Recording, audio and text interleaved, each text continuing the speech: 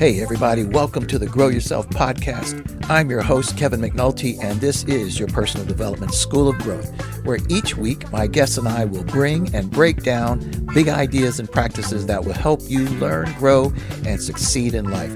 Thanks for checking us out. Now let the growth begin. Welcome, everybody, to another episode of Grow Yourself, your personal development school of growth, where we try to bring on guests and experts and just sometimes just really interesting people to talk about the things that I hope will help us improve in life, even if it's just a little bit. I want to throw out this idea and suggest this because I've thought about this question, but these questions many times, and pose it like this: that first of all, there are a few questions I would submit that many, if not most of us, ask ourselves throughout our lives. There's the big one: who am I? There's the more aspirational one that, you know, who do I want to become or what do I want to become? And then there's a quieter one, the one that sometimes sneaks up on us, or maybe just comes out of nowhere. And it's the question, who was I and where did I go? So that question, the feeling of having lost ourselves somewhere along the line, it shows up in burnout, in people pleasing, in overreaching. It shows up during major life transitions after a divorce or retirement or empty nesting. Even, you know, after reaching a goal that, suddenly feels hollow. I mean, the point is that that question sometimes just comes out of nowhere and it just depends on the circumstance. But it's that moment when you kind of look around and realize that you no longer recognize the person that you're living with. And here's the truth, though. Real growth, in my way of thinking, doesn't always come from adding more goals, more hustle, more effort. Sometimes it begins with something deeper. It begins by reconnecting with the person you were before. You know, uh, you know, and so and all of the things, by the way, that happened before fear, before shame, before survival, all of these things, shaped our choices and shaped our lives. The answer is sometimes found in returning to that original unedited version of you and rebuilding from there. Well, in this episode, we're talking about just that journey. Let's call it the road back to you. And to help us walk through this idea, this concept, I'm joined by a therapist and author, Darlene Lancer, who has helped thousands of people reclaim their voice, their worth, and their real self. So, my guest today, as I said, is Darlene Lancer. She's a licensed marriage and family therapist, an author, and not just an author of one book, but if you glance at Facebook, it looks like about 100 books, but we'll get to that later on. And she's a leading expert, by the way, on codependency and trauma recovery and narcissistic relationships, the dynamics that take place in that. She's the author of Codependency for Dummies, Conquering Shame and Codependency, and her latest book, Dating, Loving, and Leaving a Narcissist. So over the last 30 years, she's helped, as I said, thousands of people reconnect their true self by overcoming shame, or I should say maybe shame, based beliefs, emotional entanglement, and the deep patterns that keep us stuck. Darlene draws from truly an incredible wide base and well. She's a former attorney turned therapist, and I often hear people say a recovered attorney, so that sounds about right. A certified hypnotherapist trained in Jungian therapy, which I'm not uh, as astute on Carl Jung, but fascinated by his work, CBT, somatic work, and the 12-step recovery. She's also served as a senior mediator in the Los Angeles court system and counseled professionals in high pressure industries. Her work is powerful and intuitive and transformative. And today she's here to help us explore, what it really means to break old patterns and find our way back to the person we were always meant to be. So if you would, please welcome Darlene Lancer. Darlene, thank you so much for being here with us on Grow Yourself. I really appreciate your request, and I was very moved by your intro.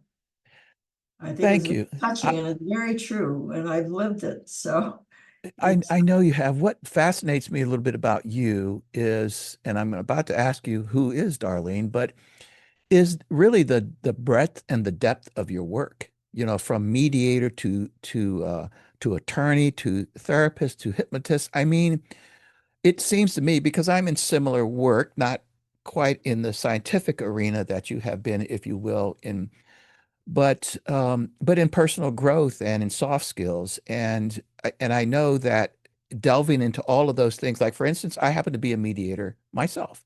I've been mediating for many 25 years now. And boy, you learn about human dynamics sitting around with these people, don't you? Mhm. So let me just go ahead and ask, and then we'll get into your work and your ideas and concepts and just ask, who is Darlene Lancer? Mhm.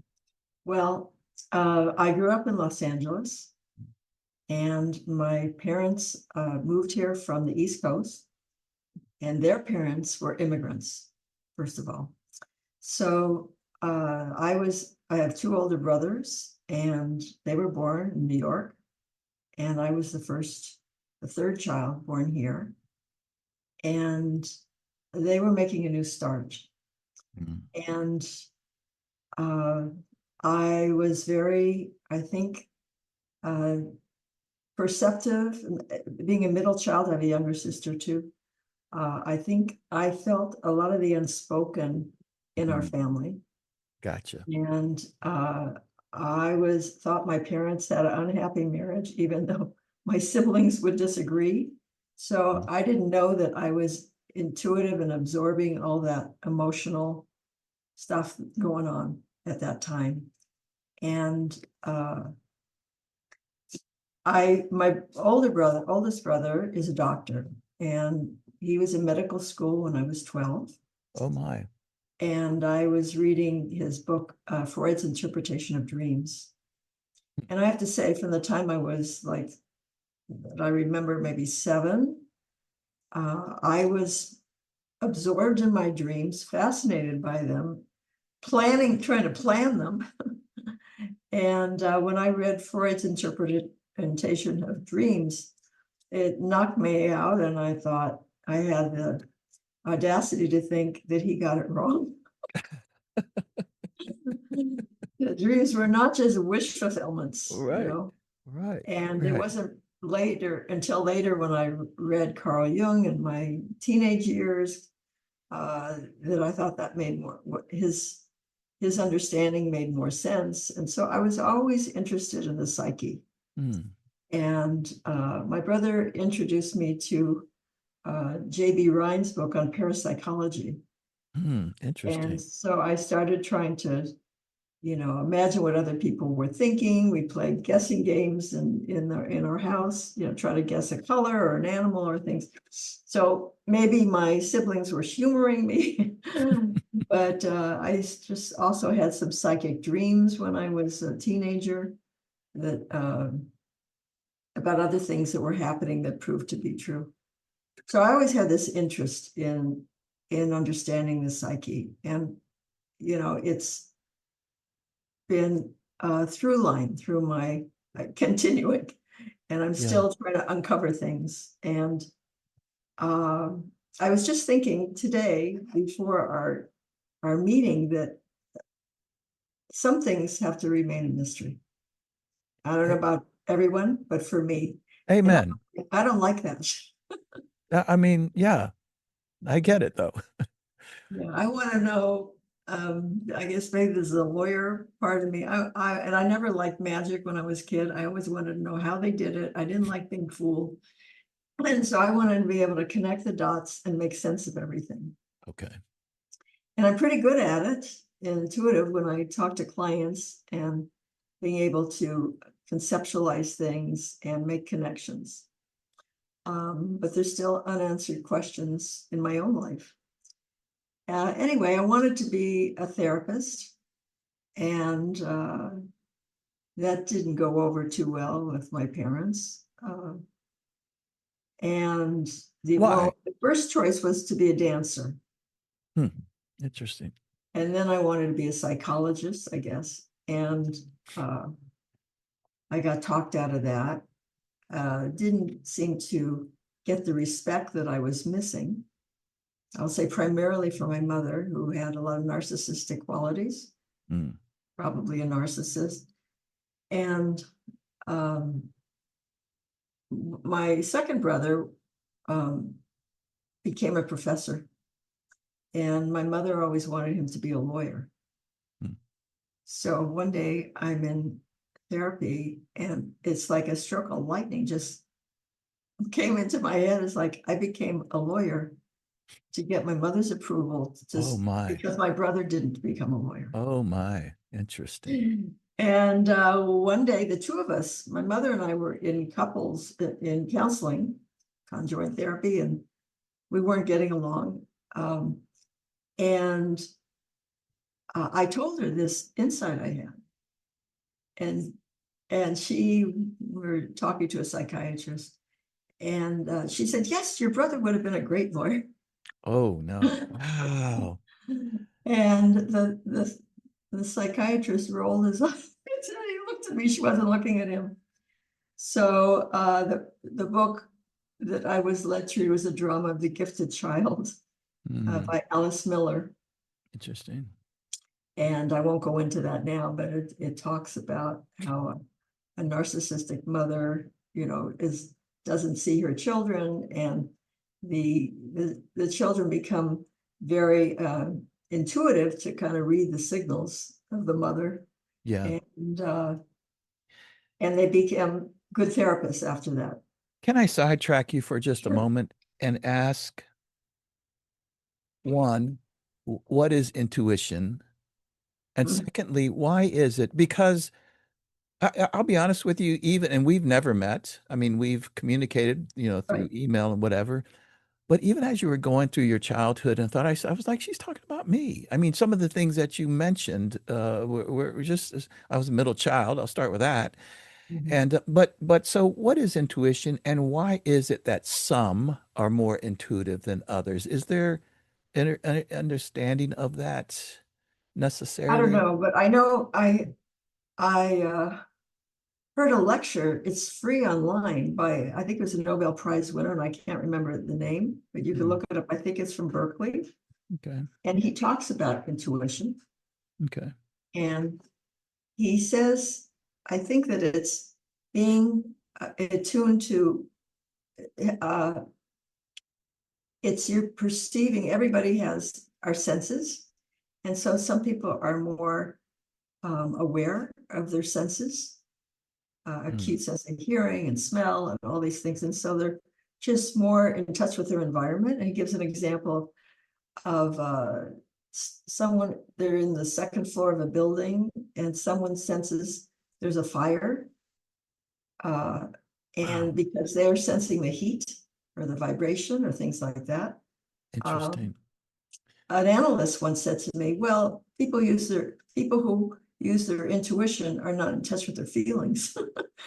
So they're relying on intuition more than their feelings. Mm, And boy, I don't know. I think almost the opposite of that, but I don't, I'm I not have sure. so I really can't Yeah. answer. That's more Yeah. of a I will, neuroscience question, I suppose. yeah, I will say, I was just speaking with a dear friend of mine today, and he was telling me his son just went to college, and he was just telling me how his son, and his girlfriend were going to go on this hay bale ride, sort of a pumpkin thing or whatever. And the son and it was full, the horse and buggy, the buggy was full. And his son just said, you know, to his girlfriend, hey, I really don't feel like riding this right now. Can we ride it later? And minutes later, a car crashed into it and flipped the whole thing over. Oh my. And I asked Steve, I said, what is that? How does that happen? I just can't see that as, just sort of. And by the way, after they looked at it, the car hit exactly where they would have sit because they would have been the last people on. I mean, I just don't know where that comes from. Well, I think you'd have to ask a psychic or somebody Maybe, yeah, more yeah, with that. But I have had a lot of precognitive dreams about things that are going to happen, yeah, other people, and I've heard people say that my mother, they called her a witch because she would say things like, well, that couple's going to get divorced, and that her mother was also, had some natural ability. So I don't know if it's yeah, hereditary or what, but understand. I think it also, not so much precognition, but I think that there's different kinds of intuition and um, extrasensory perception. Yeah, Mine isn't visual at all, and I'm not even that much of a visual person. It's more, has to do with emotional empathy. So in that case, it has to do with being an empath or empathetic. okay, So you're fair enough. reading, I might feel somebody else's discomfort, or, if a client isn't expressing something, I might feel tightness in the throat, Interesting. chest, or things like Then that. you would express it, maybe not necessarily, but you might be more likely to express what you're feeling about them. Well, yeah, I would ask the question, are Yeah. you, yeah. I remember in training, so let me go back a little bit. So I became a lawyer, practiced for almost 20 years What kind of in law? entertainment law. Well, I Interesting. started in criminal law for a few years, which I like because it has to do with the psyche, right? Your Okay, mental state. fair enough. Yeah. And got a top grade in that class. Hmm. And then I ended up going into entertainment law, and because that's what attracted me, was copyright and contract law. And Hmm. um, so I had worked in different arenas, private practice and broadcasting and production companies, and I wasn't really happy. And then I realized that it just wasn't for me, and went back to school, got a master's in psychology. And so in what I started to say in my training, I was with other therapists in training, and we were watching a video of a therapist interviewing a couple Hmm. with the sound turned off. So we couldn't hear what they were saying. Interesting. Got it. And I had this feeling, and the husband seemed jovial and he just seemed like a nice guy. But I kept having the feeling that the wife had been abused. Hmm. And it didn't really make any sense from what I was seeing. And then they turned on the video, the sound, and it turned out she had been abused by her father. Oh my. So I don't know, from the body language or something, I picked that up. Yeah. So It's an interesting, it really is an interesting idea or concept that why some people like you can look at a silent video and get the right perception about it, and others it would go right over their head, you know. And then I guess there's everything in between. Fascinating, fascinating. But listen, doing any type of work, I would think in the entertainment arena has an awful lot of human dynamics in too, right? Personalities, narcissism. mhm. I mean, the list goes on, right? It's just for whatever reason, I think that all sorts of people, maybe even crazy people, are attracted to the entertainment industry.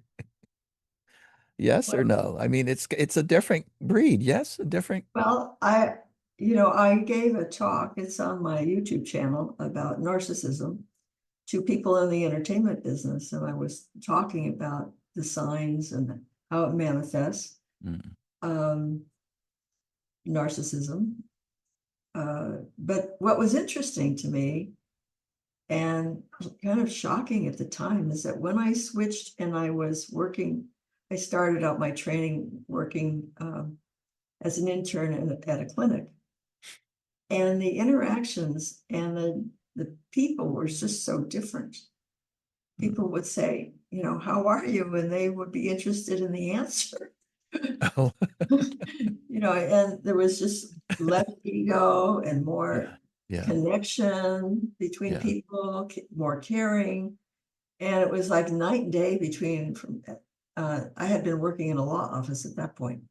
So it was very different I see. environments, and it felt more comfortable for who I was. Because for a long time, I felt like, a square in a round hole, or Yeah, vice yeah, versa.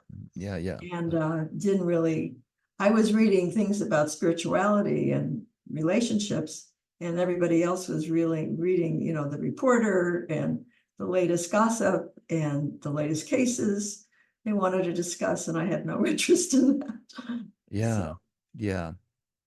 Well, listen, let me just kind of delve into what the topic is. But I mean, as I said, we can go in any direction that you would like to go because just in this few minutes, I can just already tell you are a fascinating person with some interesting insight. And I want to hear whatever you find most insightful. But that said, may I just ask, regarding sort of our topic for this episode is, what does it mean to lose yourself in life or in a relationship? What does that mean hmm, well, in your you way of thinking? Because I think we can all assume what that means. right. Well, my definition uh, of codependency, my first book, is someone whose thinking and behavior revolves around someone else. Or it could be a drug, which includes alcohol, or substance, or including food, or it could be a process like sex or gambling. So everything revolves around something external. You could almost think of codependency as an externalized self. So the codependent is watching someone else. What is their reaction going to be? What are they thinking? My self-worth is dependent on what they think of me. If they love me, then I'm lovable, you know. Oh And then it my. starts like in infancy, and uh, in the last 5 years, I guess, or so, I've come to think that trauma is the basis of codependency is trauma. So the shorthand is codependency is disorder of, it's like a lost self. So and that starts very young. Oh, So, I mean, no, that's an interesting idea. And it does seem to me that there can be a real rub between a person who genuinely wants to take responsibility for, let's just say, I mean, to just, again, it's not to suggest that there wasn't problems with other people that put them in a predicament that they're at. But I'm here and I've got to just own it now. I've got to, because I have to be the one that decides how to get out of this. that's But true. then, but then there's the rub is that, trying to take ownership for who you are, but at the same time, staying away from that victimhood, because if you were traumatized, especially over a period of time, why wouldn't we blame that person for your circumstance? You see, I mean, to me, that's the rub. How you reconcile those two Yeah, it's ideas? because the difference is I don't think we're responsible for other people's behavior. Right. Responsible for our behavior and our feelings.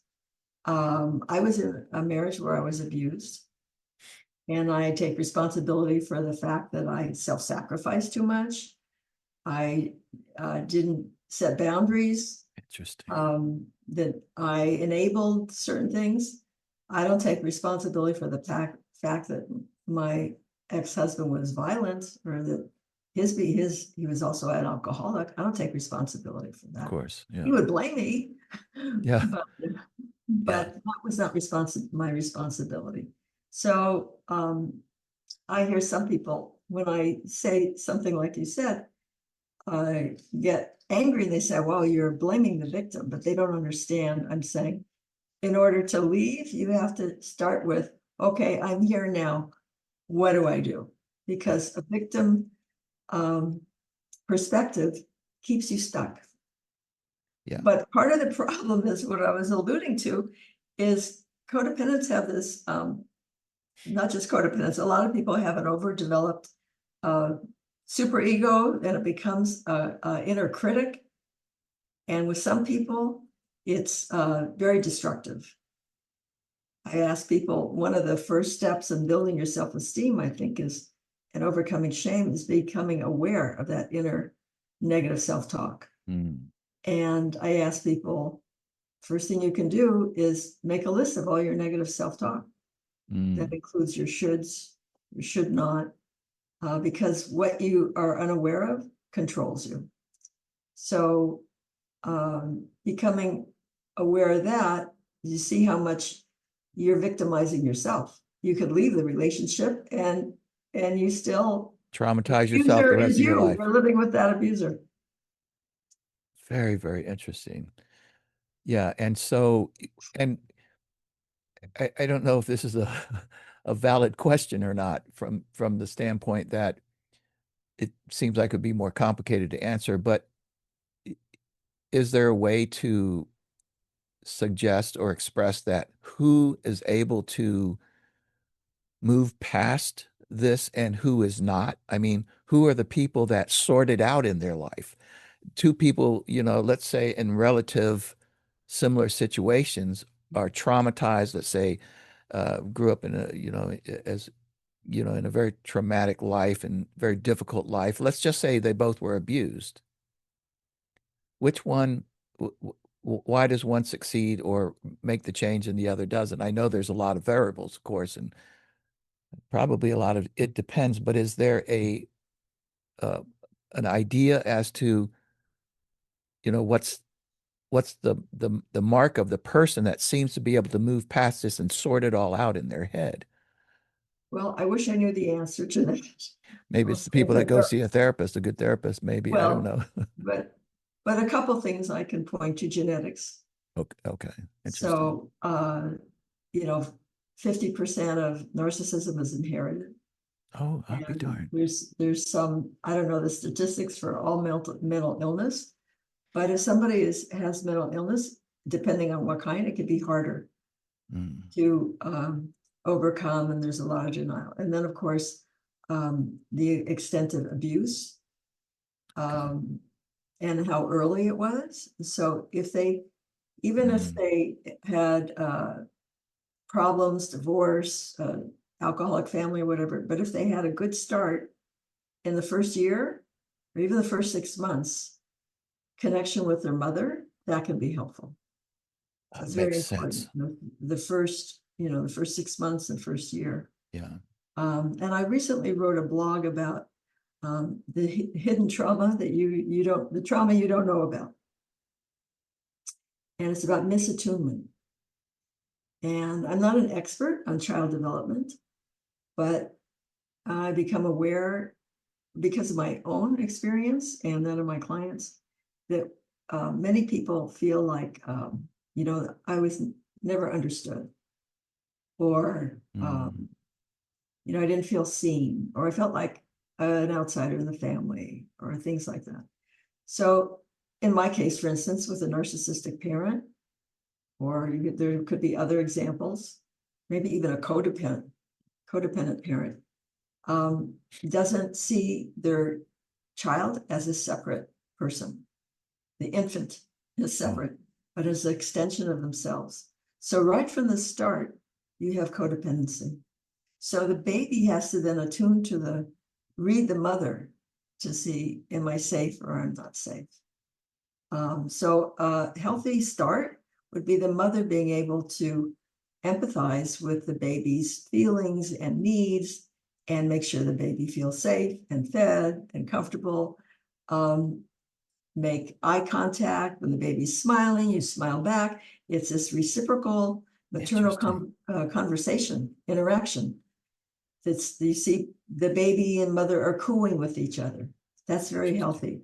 But if you have a mother that's depressed, or maybe the baby has some autism or eye problems or something else, or there's a nurse that's cold, or there could be a lot of reasons, or there's a divorce going on, or a lot of fighting between the parents. or too many children. There could be a lot of reasons. And there's that connection missing. So that gives you your first start to feel like you're seen. And then it later in life, feeling, like I said, I wanted to be a therapist, and that was, and a dancer, and all that was like put down by my mother. So not being mirrored, she didn't understand my feelings. Would tell me I shouldn't feel what I felt or whatever. So those are things that are getting you denied, and shame. Those are examples of shame. So, and it's just the self gets squished down more and more. So if you have one parent or a teacher or mentor or somebody that recognizes you, that could make a difference. Yes. A teacher, even in an unhappy home with a lot of trauma, and you have a teacher that believes in you and inspires you and sees you for who you are. I've always been intrigued by this idea of what you're speaking about now, that I'm being seen, or that to make sure that your child is being seen. How do you define that? How do you put those in plain terms? Well, when the children need two things. They need empathy, mirroring. So I see you're sad. Oh, I'm so sorry. You're Okay. that happened. That's great. I'm very happy for you. Or you're angry. I understand why you're angry. So an example is of the opposite is a child comes home and says, kids are bullying me. And I feel, they wouldn't say I feel ashamed, but something like I that. feel scared or whatever. Yeah. You're scared and like they don't like me, nobody likes me, and that's like shame. And the parent says, don't feel that way, just ignore them. So they're shaming the feeling of Interesting. shame. Yeah. So in Yeah. well-meaning parents can shame you Sure. too. Yeah. It's children get over that if there's a good connection. But if it's chronic, then it becomes, that shame becomes part of you, internalized. And you really, walk into a room and wonder if you're going to be accepted, if people like you. What is the shame component? Where is that coming from? How is that being expressed in somebody's head? Oh, they might think they're not, it take the form of, I'm not pretty enough, I'm not smart enough, or looks. But let's say the kid that was bullied a lot in school. Yeah, Where does that turn into shame in their well, he's front? being put down. Okay. He's feeling like other people don't accept him. Maybe he's short, or has braces, or something, So wears they glasses. they they come to not like themselves. Is that where you start to Yeah, then feel the shame? Is that yeah, you've heard this over so many years, and you maybe not consciously, but maybe subconsciously concluded, yeah, I'm just not a good person, or I'm not smart, or I'm not this or that or the yeah. other. And then parents call their kids names, lazy, you're good for nothing, you're selfish, Uh, you're, whatever. So there's labeling. There's a lot of subtle ways that parents can shame their children. But even if they're bullied at school, if they feel supported and accepted at home, that counteracts these things. sure, So they sure. even say that, people or children that are grow up in a war zone, they're not as traumatized if they have a cohesive family. Oh, And very the interesting. parents can provide a sense of safety. Hence that movie Life is Beautiful, right? Mm. The one about the man, the Italian man. This is World War II, and uh, it's been so long since I've watched it. I'm I not even can't sure. remember the story, Well, but it's an interesting movie. I think it's called Life is Beautiful, and basically tried to protect his kid from the trauma of war. And so he turned everything into kind of a game, but it was a beautiful thing. It wasn't sort of over the top, like, like he was trying to deny what was happening. He just wouldn't allow his kid to be traumatized by it. It was a very interesting movie. You should watch it. You'd find it fascinating. So let me just ask, kind of turn a little bit of a corner here, that, when you talk about being stuck, what kinds of patterns keep people stuck? And I could ask, where do they usually come from? But I think I'm already hearing where they come from. well, There are a lot of situations you can get stuck in a role. Like when I left my position with the law firm, I was having lunch with some colleagues and they said, like, what's the secret? How did you do it? I said, well, you might have to be willing to make less money. And they said, oh, no, I couldn't do that. I have college education for my kids that I have to pay for. And so, oftentimes men get, stuck in the role of a provider or a woman in the role of a housewife. And it could be modeling from her parents or religious beliefs or lack of education. So roles is one way. They identify. I remember when part of my transition from being a lawyer to a therapist, I had to let go of that identity. What would the identity be? Being a lawyer, you get a certain amount of respect as a lawyer. Okay, gotcha. Okay. And and then also I went through a phase. I divorced my husband, and I remember disidentifying with the role as mother. So being a mother is a role. Yeah. And so you're I don't know, remember exactly what you said in the beginning about finding your true self. It's your authentic self. It's a way of uncovering, they talk about recovery. You're recovering your true self, but it's also uncovering. So all of the adaptations.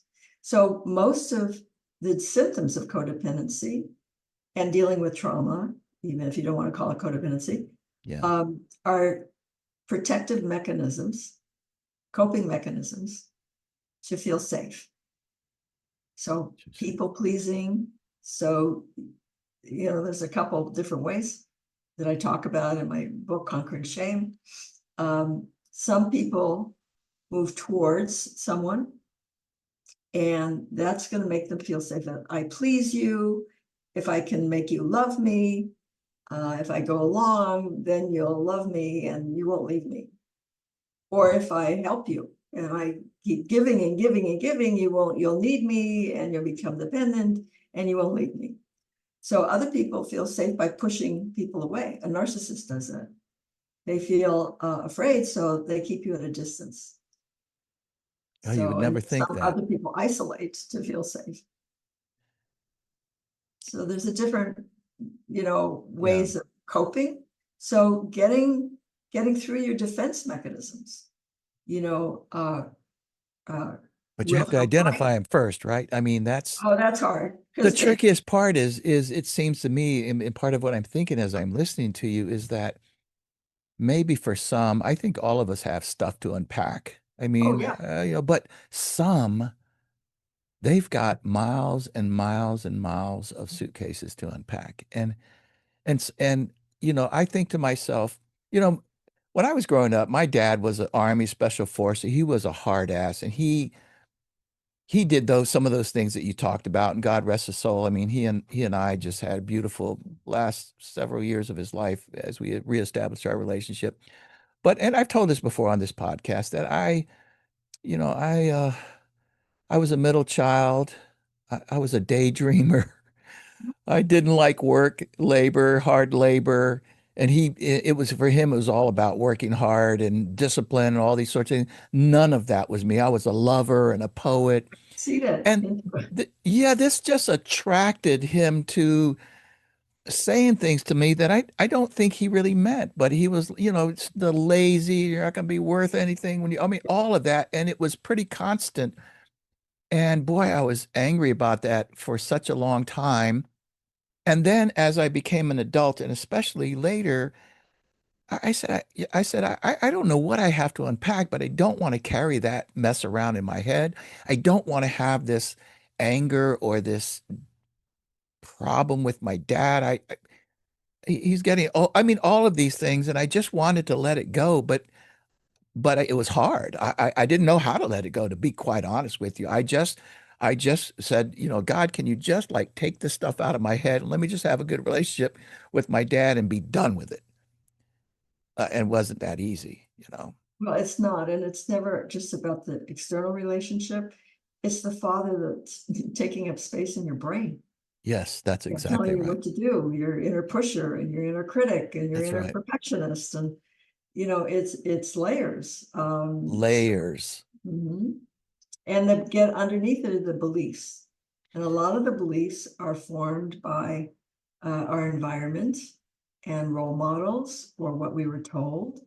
And it's sometimes they're running, it's like, the operating system running in the background, and we're not even aware of what our beliefs are. I have a blog about, identifying your beliefs. And I say sometimes you have to kind of rewind backwards, like, what are your feelings, or like in your case, your values were so opposed to your father's. So part of that Yeah. is identifying what your values are, what's important to you. Yeah. And then the hard part is like living it and acting on it and communicating it, Yes. publicly in a Yes. relationship. Yes. Well, that So was another thing that when I hear, even especially today, growing up, I mean, when I would witness somebody else, talk back to their parent, I couldn't conceive it. I was like, dude, not only would I not say something, I don't think I would even think it. I mean, and so I couldn't express my anger that I had about anything. I couldn't cry. And so, I don't want to turn this about me, but the point is that, years later, all of that stuff has become just so intertwined and tangled. I couldn't figure out what was what. So I just said, how can I just move on from this and just live a good life and not torment myself? But I didn't know how to unpack all of that, you know. absolutely. So I was punished for talking back, for anger. And so I wasn't comfortable with it. That's probably why I married an angry man, because Okay. whatever you disown, you attract. And Interesting. my aim, finally, when I was able to set boundaries, I realized, oh, that works. Whatever So, you disown, you attract. Really, is that so true? the yin and the yang. The yin and the yang. I see what you're saying. Well, let me So, just ask because, oh, I let don't. me wait. Well, No, let me please, make a please, point here. Yeah, it's not just please. negative things. Okay. Might disown like what a good person you are or how spiritual you are, and then you attract that. Or you Oh, think you're I not see. creative, and then you idealize someone who's creative and bring that into your life. It's like we attract some lesson that we need, how we need to grow, in what way we need to grow.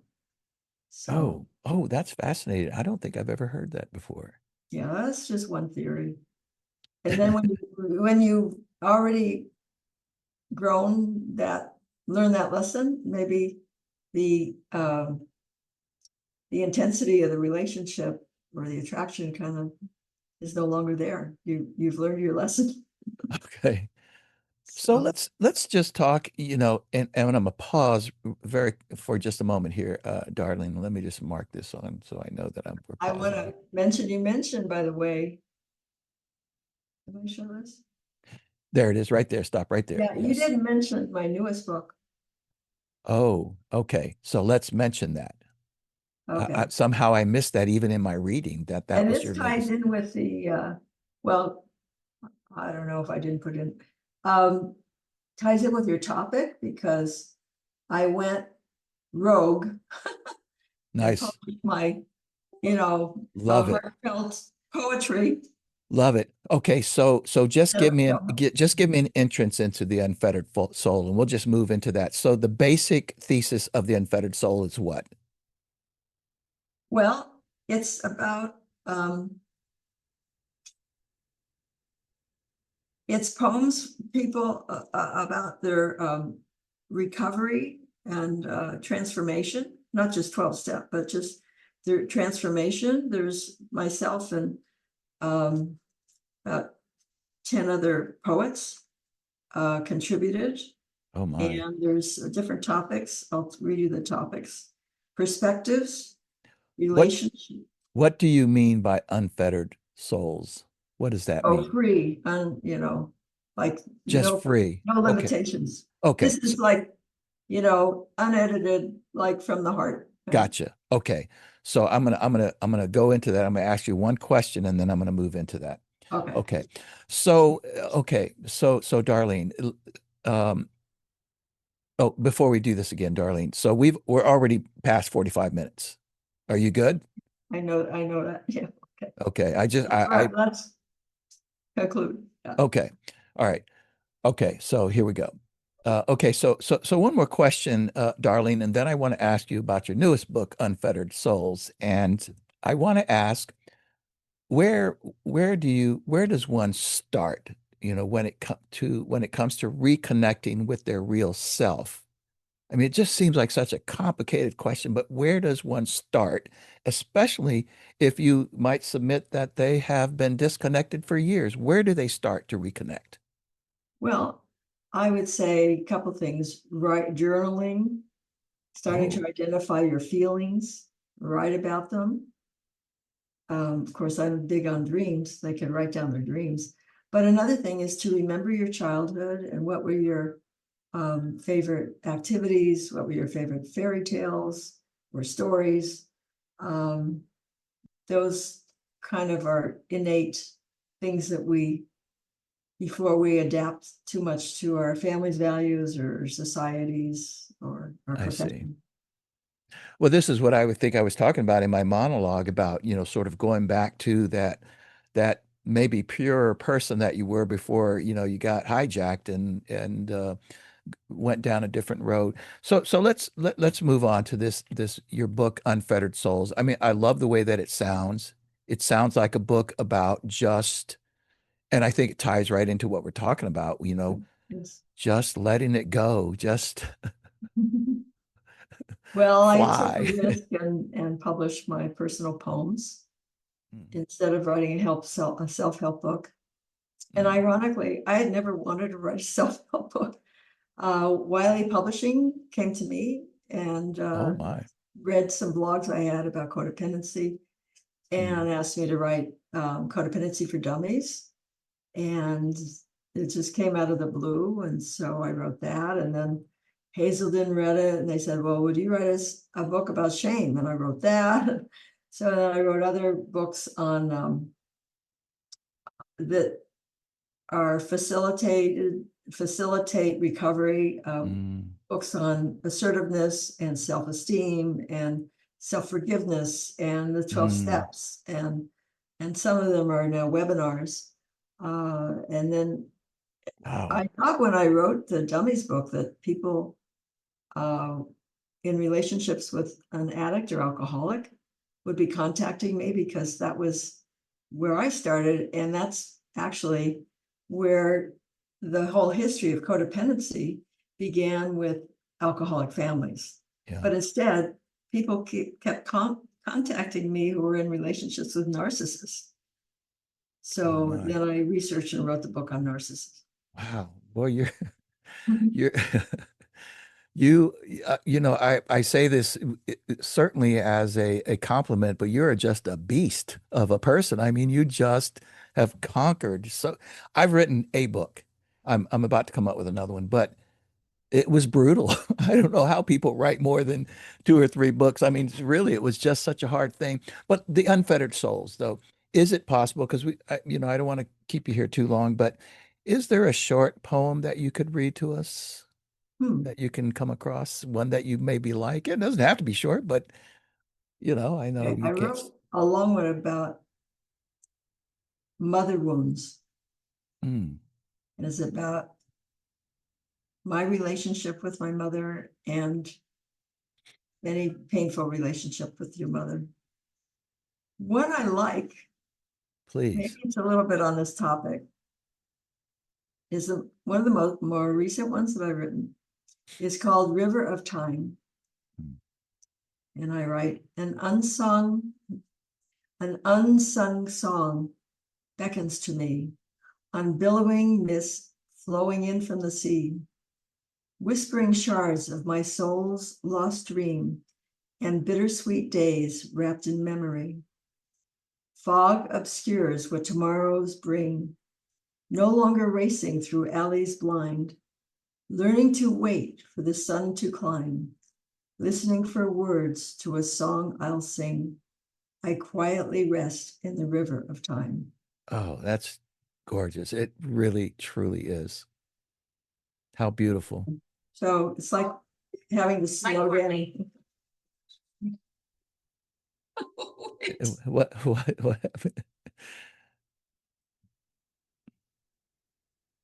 Jesus, I didn't expect that. I'm Oh, sorry. no, it's okay. It's We all, say that again. And um, no, oh, no, I just thought that was, it was so beautiful. The poem that you just read, it really has a very soft touch, but it has so much depth to it in such few words. thank you. Yeah. So it's about slowing down, Yeah. which I've been doing in the last couple of years, and uh, and going more internally, and waiting. You know, the waiting, that's hard for me. I want to know. You want to know? I am an impatient person. That's not one of my flaws. So I'm not very patient. So I'm I'd having to like to work. kind of put you on the spot here and just maybe leave this before I ask where people can find all of your great works. And I have to admit, I mean, I did my research on you, but I see that I have a lot more to do here. And I really want to read some of your blogs and such too. But, and this is a bit of a broad and weird question, but Darlene, what is your philosophy for life, in life? What is your philosophy? What is your sort What of do you mean core by that belief? Like your philosophy? core belief, like your core values, what you operate by. I mean, I guess some would say live and let live and other sorts of things, but do you have like a guiding value, a guiding belief that carries you through Well, life I that, let's think, just say, when you would pass on to a daughter or a son? well, looking back, I think the truth, Oh, being able to speak the truth. Because I remember, um, I won't go into the details, but I remember a situation with my mother when I was newly married. And she asked me a question, and I knew she wasn't going to like the truth. okay. But I knew if I didn't tell the truth, I'd be betraying myself. So I said my truth. And of course, she didn't, she stopped speaking to me. It wasn't about her, it was just about myself. She didn't like the answer. So, uh, and then learning to say the truth in difficult situations. That might be expressing anger, we talked about. Yeah. Um, one of the most intimate moments I had with my uh, now late husband was when I think it was when I said, I don't think that I love you anymore. Wait, who said that? I said that or something Oh, like that. I oh can't now, my. I've forgotten the words, Ooh, but that's deep. yeah, or in the same Yeah, way. I don't whatever. remember Yeah. exactly. Yeah, yeah. And it was interesting because he usually would be very reactive and he just listened.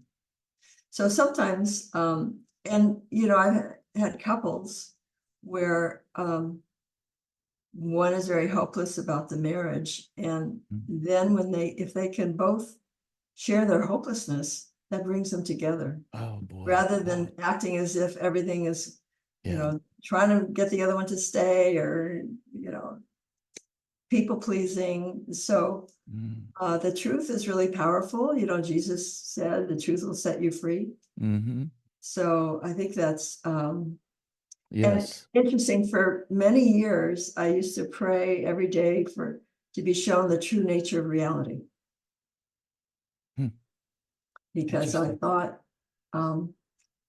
and I had this intuition. Then I read that some famous analyst, Bedelheim, I think, said it something about maturity is giving up our illusions or Oh, wow. seeing reality clearly. I don't remember Yeah. the, the exact words, but I was surprised that I read that and that I had that intuition myself.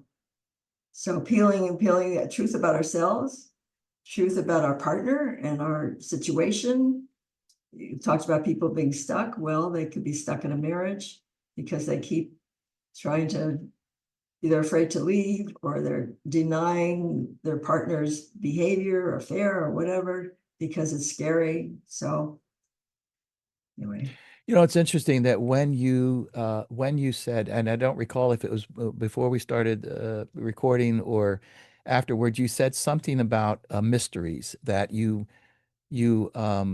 some things you believe some things need to remain mysteries.